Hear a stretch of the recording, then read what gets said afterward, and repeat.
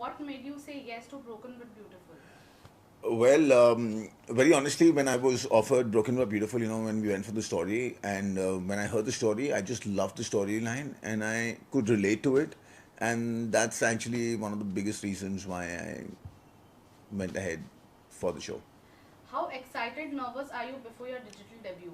Very, very excited, nervous at the same time because one doesn't know how people are going to, take you, accept you, not accept you, and the kind of job that you want to do, you want it to be different from what you've been doing regularly, and this is different. But for people to accept you, in a different avatar, yes. So yeah, nervous and also excited at the same time.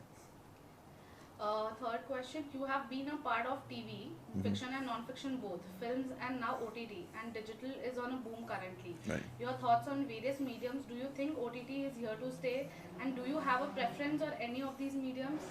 No, actually, for me, the medium really doesn't make much of a difference simply because as an actor, I enjoy my job and I love acting.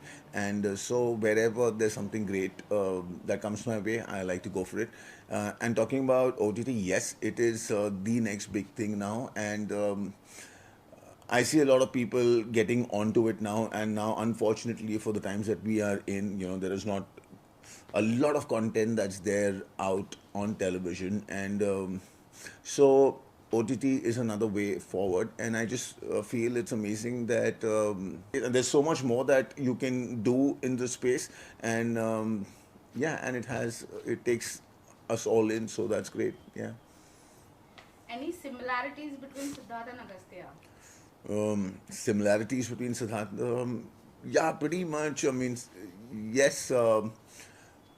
To an extent, yes. A lot of situations that Agastya has gone in his life, goes in the life, are quite a few of those instances have happened with me too in my life, and so I could relate to it, and yeah, that was the fun part of it. Message to your fans for your digital debut.